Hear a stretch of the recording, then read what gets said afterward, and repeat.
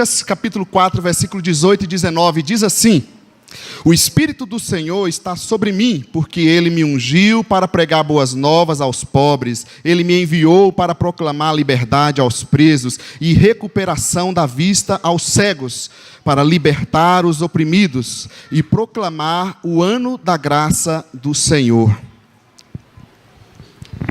O tema que eu quero dar para a nossa meditação hoje, talvez não seja muito sugestivo, mas o texto vai nos indicar alguma coisa.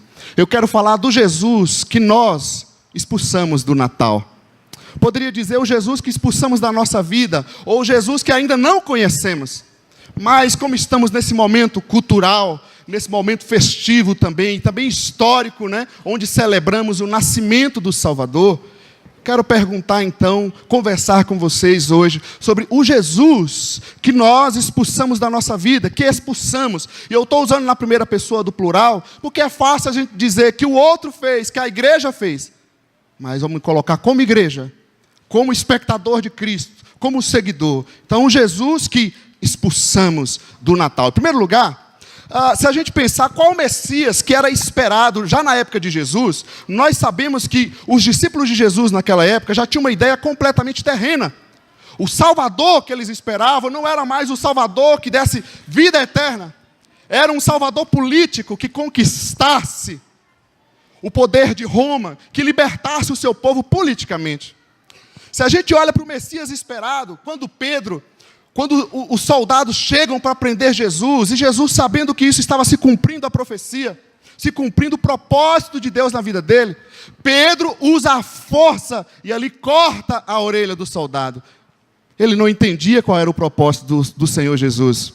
Quando a gente olha para o Messias esperado, a gente vê Judas sendo contrário a Jesus, quando aquela mulher derrama aquele perfume caro aos seus pés, já preparando profeticamente a sua morte.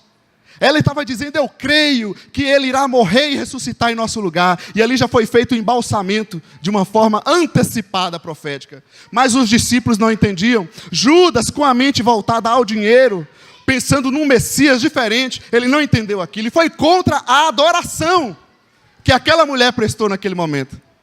Quando a gente olha para o Messias esperado, eu me lembro de Tiago e João, 2 discípulos queridos.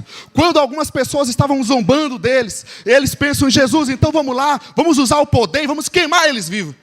Quando você vê pessoas usando o poder de Deus para fazer o mal ao próximo, ao ser humano pelo qual Deus morreu.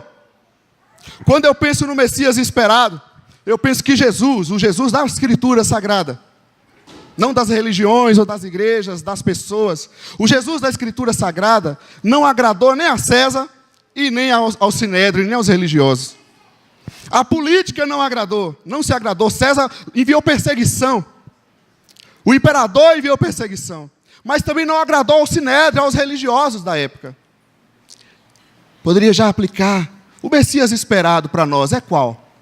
Continuando, quando a gente pensa no Messias esperado, nós temos que olhar, queridos, quem é Jesus para nós? A nível introdutório, para a gente entender esse texto, qual é o Jesus que a gente está esperando? Quem sabe muitos vão dizer: Jesus é uma lenda. Ok. Quem sabe alguns vão dizer: Jesus é um iluminado. Existem outros iluminados. Quem sabe alguns vão dizer: Jesus é o filho de Maria. E de fato, o Jesus humano, né, em corpo humano, ele nasceu em Maria, mas nasceu pela concepção do Espírito Santo. E aí não vamos entrar em detalhes. Mas quem sabe para alguns, Jesus é apenas um homem iluminado, um homem filho de Maria. Quem sabe para alguns, Jesus é somente um trevo da sorte. E aí você vê auditórios lotados de pessoas buscando por Jesus ou por sorte, por bênçãos. Quando eu penso nisso, eu ainda tenho que pensar: então quem são esses espectadores? Se nós estamos com uma visão errada sobre o Jesus, se expulsamos o Jesus da nossa vida, os espectadores, quem sabe, são pessoas desinteressadas. E tem pessoas que não têm interesse por Deus. Ele diz: eu sou ateu, graças a Deus. Mas nós temos, Jesus afirma 2 coisas que me chamam a atenção. Não vou ler esse texto, apenas citar. Em João 6,26, Jesus diz que a multidão está interessada apenas na bênção. Ele fala: vocês estão me seguindo não por causa dos milagres que eu estou fazendo. Vocês estão me seguindo para comer pão. O cara troca milagre pelo pão, não é isso. É porque se eles entendessem que o milagre era um sinal do Messias, eles teriam que reconhecer que esse é o Messias, esse é o Jesus prometido em todo o Antigo Testamento. Aliás, Jesus cumpriu mais de 300 profecias do Antigo Testamento se cumprindo no Novo Testamento na pessoa de Jesus. Mas Jesus diz: essa multidão está interessada apenas em comer, apenas no imediato. Nem os milagres que Jesus operou atraiu. Eles não estavam preocupados com o milagre, estavam interessados em comer. Outra coisa que Jesus fala que me chama muita atenção é em Mateus 21:13, quando Jesus diz: a minha casa será chamada casa de oração, mas vocês transformaram ela num covil de salteadores, ou num esconderijo de ladrões. Você pode pensar nisso?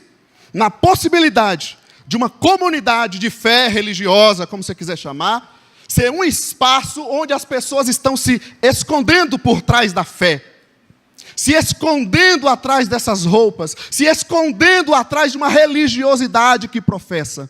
Foi o Senhor Jesus que falou. Agora, o Jesus que expulsamos do Natal, e aí eu chamo a observação para o texto, ele diz o seguinte, que nós lemos: o Espírito do Senhor está sobre mim. Isso já mostra, que Deus separa pessoas. Nós ouvimos o coral maravilhoso, às vezes a gente fica assim: mas essa música é tão linda, tão maravilhosa. Amém, é verdade. Mas Deus não usa músicas, Deus não unge música, Deus unge pessoas. É a vida. Que linda apresentação, a gente quer o pessoal se apresentando, amém. Deus não precisa de apresentação, Deus precisa de vidas que Ele possa ungir. Isso já nos direciona um pouco sobre o Jesus que expulsamos do Natal. Ele está interessado na minha e na sua vida, amém? Deixa eu beber um pouco de água. Outra coisa que aparece nesse versículo, que vai nos dar uma direção para essa meditação, ele diz que o Espírito do Senhor está sobre mim, porque Ele me ungiu para, nessa época onde nós vivemos, de tantos títulos, de semideuses, de serafins, de apóstolos, pai-apóstolos, patriarcas, levitas, etc, etc. Se esquecemos de algo muito básico que Jesus apresenta aqui. O Espírito do Senhor está sobre mim e me ungiu para. A questão é, Deus separa pessoas, Deus não trabalha com coisas, com métodos, mas Ele separa para. Está cheio de cacique no reino de Deus. Está cheio de doutor no reino de Deus. Mas o que é que estamos fazendo? Ungiu para. Eu sou isso, sou aquilo, ok, o que eu estou fazendo? O Jesus que expulsamos do Natal, então nos apresenta algumas características para a gente ver se é esse Jesus que a gente está entendendo, se a nossa vida condiz com isso. Primeira coisa que o texto fala aqui, queridos, o Jesus que expulsamos do Natal, ele diz que ele veio para pregar boas novas aos pobres. A palavra pregar é o sentido de comunicar o Evangelho, explicar o Evangelho. Veja bem, nem toda pregação eu posso estar explicando o Evangelho, certo? Eu posso estar pregando sobre um texto bíblico, mas o Evangelho da salvação, no sentido de explicar a criação, que o homem pecou, que Jesus veio para restaurar, isso precisa ser explicado. Pregar aqui é no sentido de explicar o Evangelho. Explicar por que Jesus teve que nascer, por que Deus teve que deixar a sua glória, gente, o Criador. Já pensou nisso? É apenas para a gente ficar todo ano fazendo festa, e às vezes até brigando com os parentes. E aí depois vai todo mundo, come, fica com aquele bucho, aquela barriga inchada e vai dormir 2h da manhã. E quem sabe outros embriagam e batem, tem acidente. Olha que legal. Então Deus deixaria a sua glória para isso? Ele diz que Jesus, que fala que ele veio pregar. E ele veio pregar o quê? Boas novas. Veja bem, se há boas novas, boas notícias, é porque aconteceu más notícias.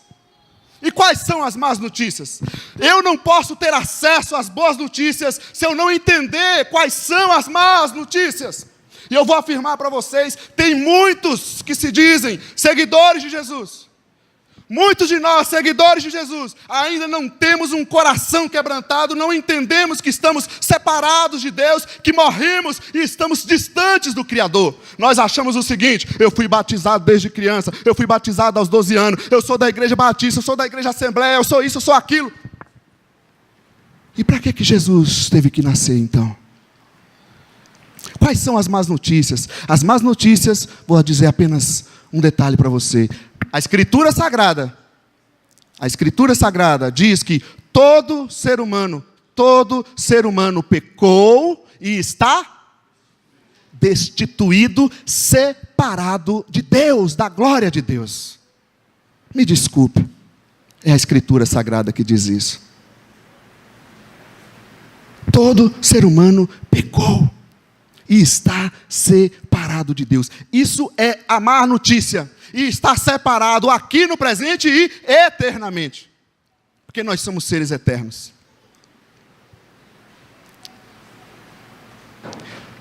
E então Jesus diz que Ele veio para anunciar, explicar as boas notícias. Ok? Agora Ele veio fazer isso para quem?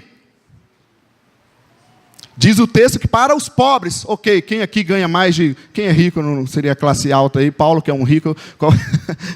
Quem que ganha mais de 6 salários mínimos está fora, é isso, né? Então a salvação não serve para isso, é assim? Quem são os pobres? Eu vou ler 2 textos para vocês, Mateus 5,3.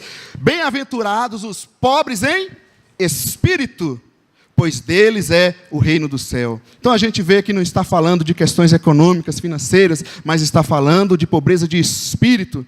Outro texto que nos direciona é Tiago 4,6, que fala que Deus se opõe aos orgulhosos, mas concede graça aos humildes.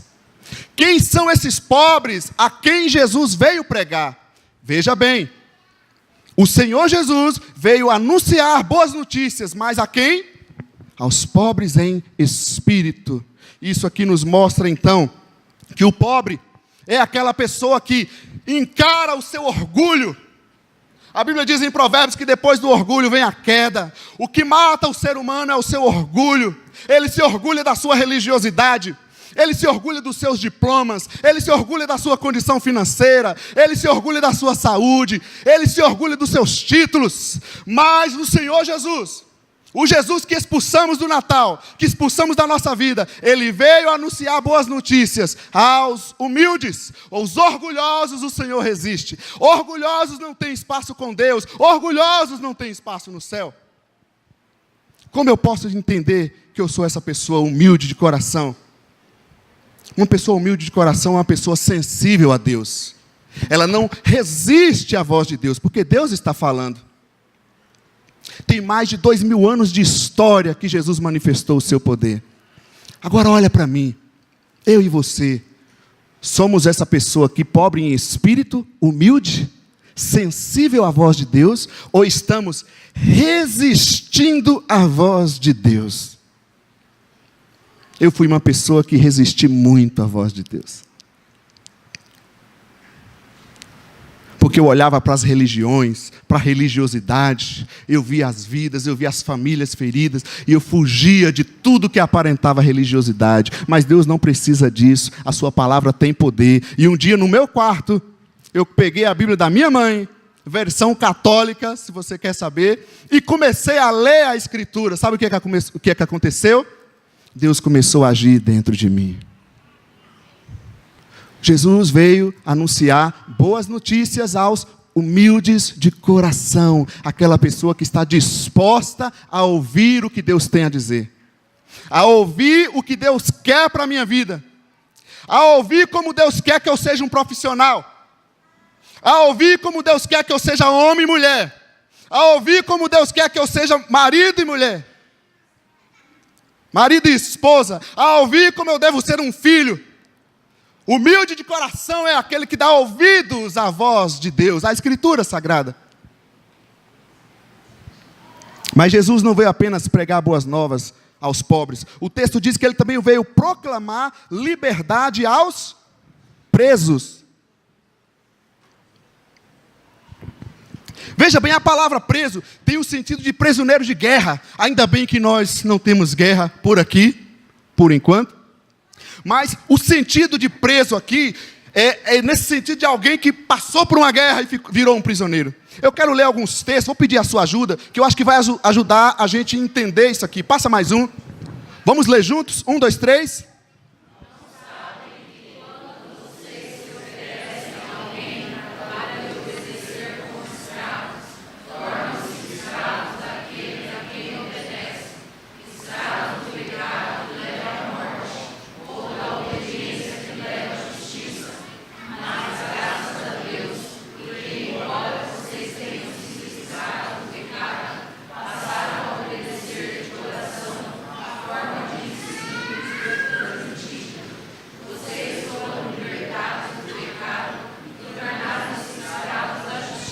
Ok.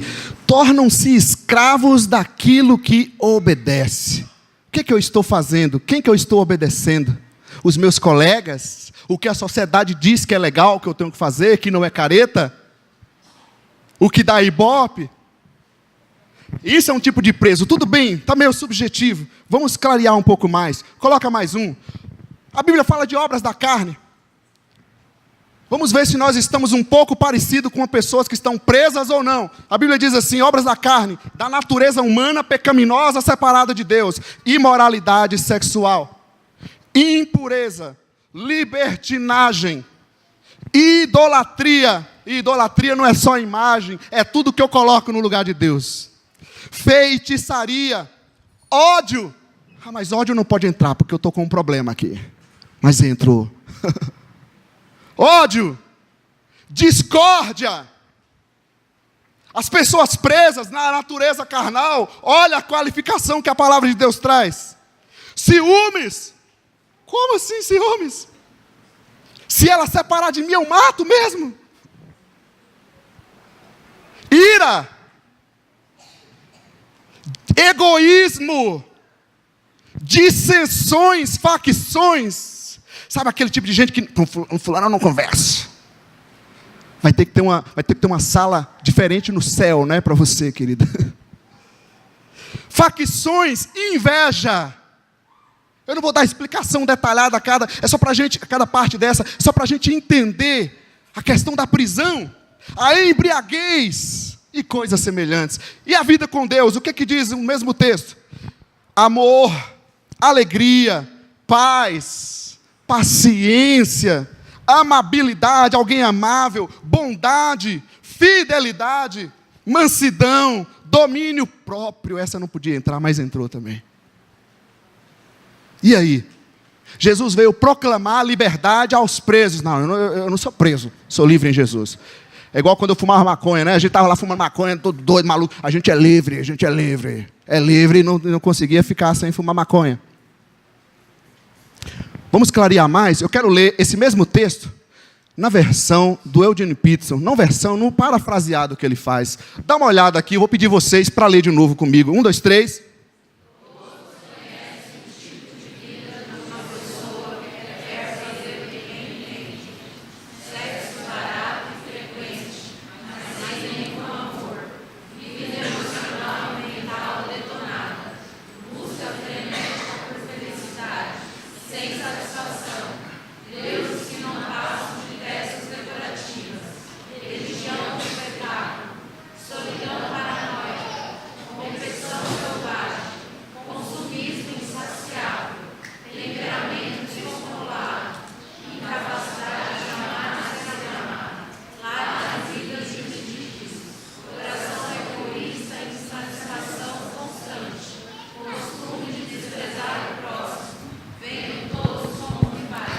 Ficou mais claro? Ficou mais claro, não ficou? Da gente parar. Querido, nós não estamos presos, será, em algumas dessas coisas? O Eugene continua, Eugene Peterson, e aí ele fala, o que acontece quando vivemos no caminho de Deus? Afeição pelos outros, vida cheia de exuberância, serenidade, disposição de comemorar a vida, um senso de compaixão no íntimo e a convicção de que há algo de sagrado em toda a criação e nas pessoas. Nós nos entregamos de coração a compromissos que importam sem precisar forçar a barra, e nos tornamos capazes de organizar e direcionar sabiamente nossas habilidades. Mas quem sabe você diz, eu não sou preso. Tem uma imagem que mostra uma pessoa chegando no médico, e ele estava tão viciado no Facebook, que aconteceu algumas tragédias na vida dele. Mais interessante, gente, podia as médicas fazerem essa pesquisa, se realmente o vício vai ajudar a pessoa, vai diminuir a dor da pessoa. Olha aí, tá aí para você uma pesquisa de mestrado ou doutorado. O pessoal chega lá com a faca na cabeça, mas está tão fissurado, tão preso, que ele nem sente o que ele deve sentir, o que ele está passando de fato. Está tão preso numa vida sem Deus, que ela nem percebe mais sentimento algum, que ela nem percebe mais quão distante ela está de Deus. Mas o Senhor Jesus veio proclamar liberdade aos presos. O proclamar, então, significa que ele veio avisar que a prisão foi aberta. Ninguém precisa ficar mais preso em nada disso. Então eu posso vencer o ódio? Pode. Eu posso ter domínio próprio, Léo? Pode. Eu posso vencer a imoralidade? Posso. Eu posso vencer a idolatria? Posso. Em Jesus, no caminho de Deus, há um novo estilo de vida para cada um de nós. Jesus veio avisar que a cela foi aberta. Jesus não morreu, não nasceu e morreu no nosso lugar para a gente viver religiosidade.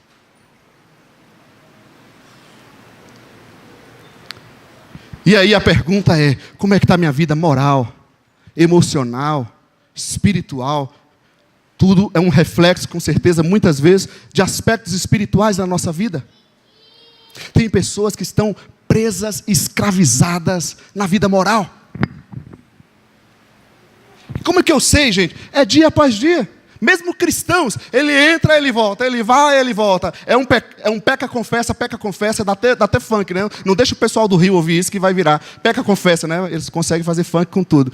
Então, assim, nós entramos num ciclo.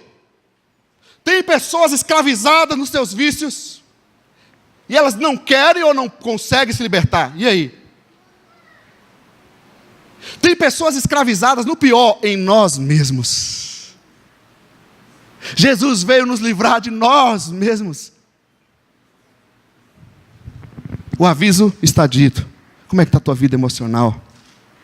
Suas feridas. Jesus veio proclamar liberdade. Você não precisa mais viver assim. Namora aqui, namora ali, pega aqui, pega ali. Você não precisa mais disso. Os adolescentes, vê uma carinha bonita, é minha paixão, é minha vida. A vida vale pouco, né? Você não precisa mais viver dessa forma. Está entendendo, gente? Sim ou não? Amém?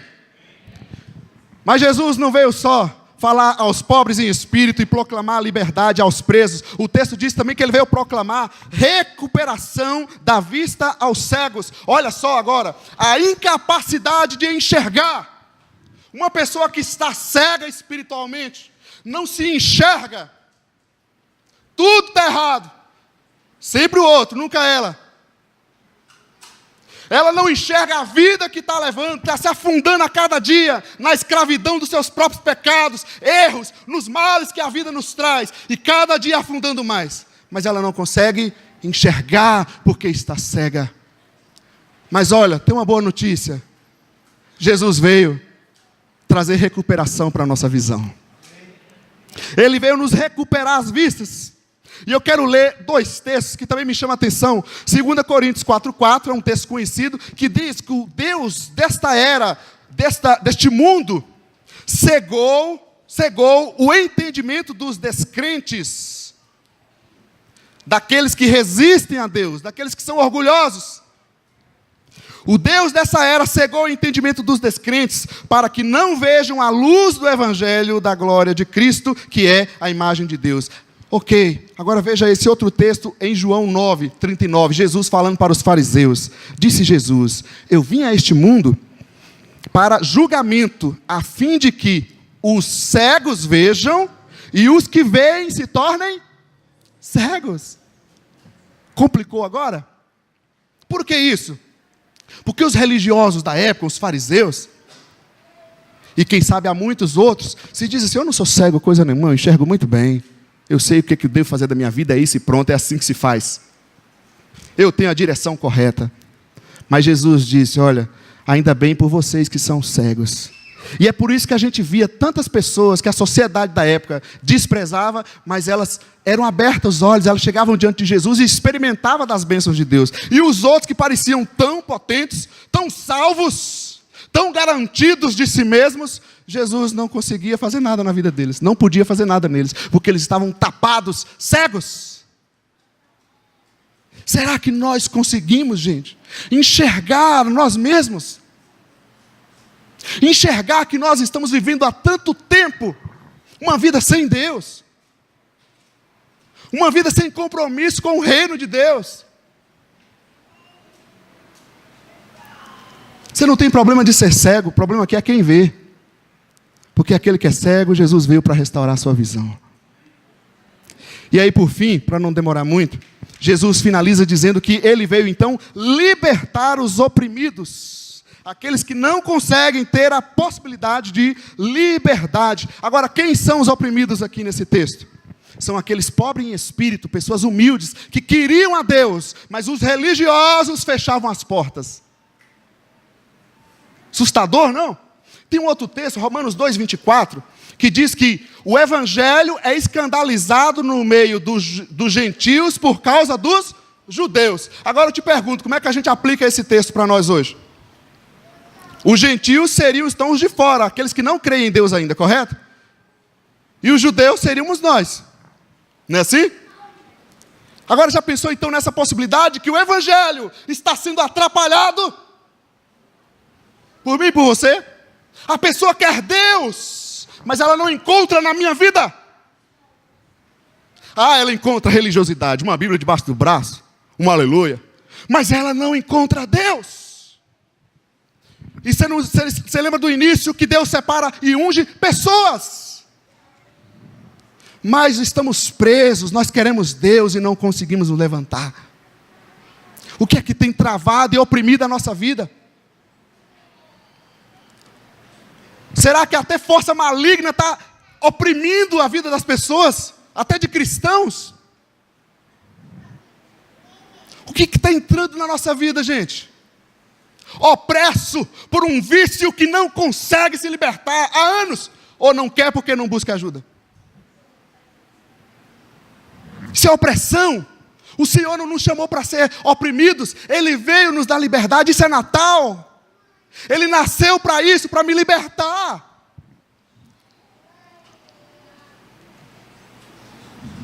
Quem é o oprimido? É o cego. Ele foi tapado, ele não tem o direito de ver a manifestação da glória de Deus, da salvação, do que Deus tem feito na vida dele.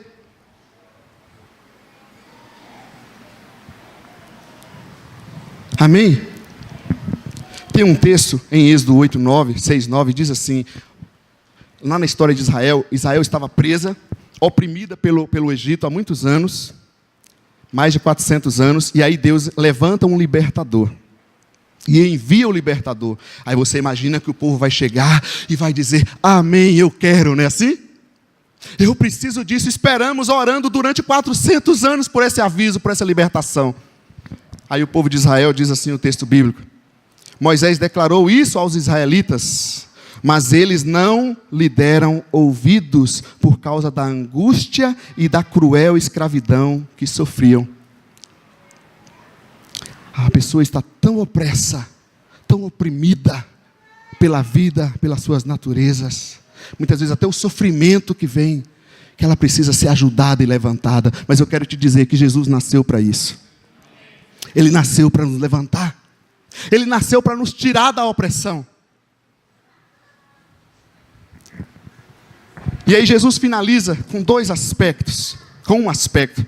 E eu acho que ele tem tudo a ver com o Natal, porque Natal significa nascimento de Cristo, correto? E Jesus diz no texto que ele veio proclamar o ano aceitável do Senhor. E que ano aceitável é isso? Em primeiro lugar, está fazendo uma referência no Antigo Testamento, quando ainda existia escravidão, mas para o povo de Deus, Deus já começou a trabalhar e mexer lá. A cada 50 anos era obrigado a libertação daquelas pessoas. E Jesus vem dizer agora, trazendo isso para o Novo Testamento, que chegou o tempo da libertação da criação dele.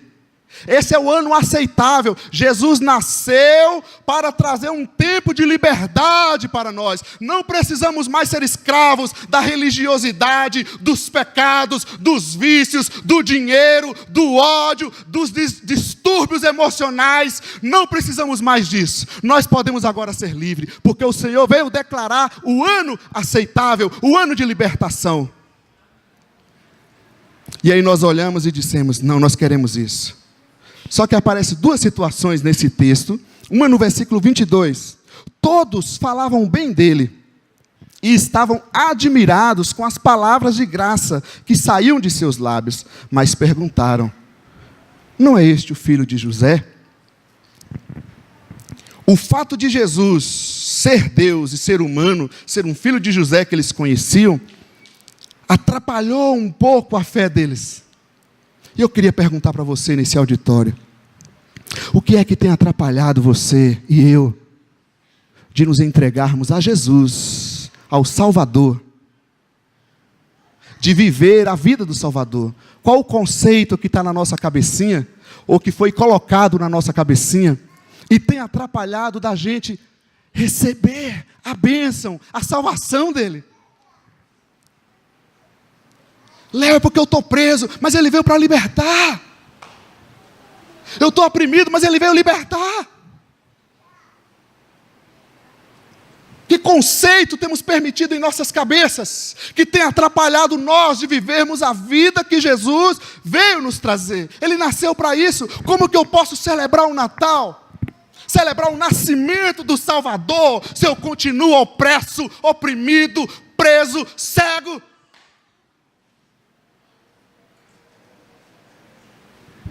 E tem um outro detalhe, no versículo 29, na continuação desse texto. Diz assim: levantaram-se, veja bem, levantaram-se e expulsaram-no da cidade, expulsaram Jesus, e o levaram até o topo da colina sobre a qual fora construída a cidade, a fim de atirá-lo precipício abaixo. Você entende agora porque eu disse o Jesus que expulsamos do Natal? Foram isso que os fariseus fizeram. Depois de Jesus dizer que ele veio trazer as boas notícias, que ele nasceu com essa missão, o que eles fizeram? Sai daqui, Jesus. E tentaram matar o Senhor Jesus. Querido, eu sei que existem muitas questões em nossas cabeças, mas eu não posso perder a oportunidade com você. Eu não sei se amanhã estaremos vivos.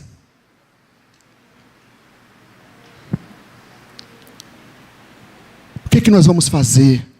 Excluir isso da nossa vida? Expulsar isso da nossa vida? Resistir à voz de Deus? Se temos dúvida, aproxime do Senhor, através de algum irmão, de um líder. Procure entender mais da palavra do Evangelho, mas não feche teu coração. Não expulsa Jesus da sua vida, da sua história, da sua família. O prejuízo será grande demais. Não expulsa Jesus da tua vida. Você cristão que confessou Jesus, se batizou, está firme, trabalhando para Deus. Mas veja bem, eu sou homem como você. E o diabo anda em derredor buscando a quem possa tragar. E muitas vezes temos dado brecha ao diabo, aos nossos pecados, e vivemos uma vida puramente religiosa, porque não somos libertos coisa nenhuma. Tem coisas que você não consegue ficar nem 40 dias sem fazer.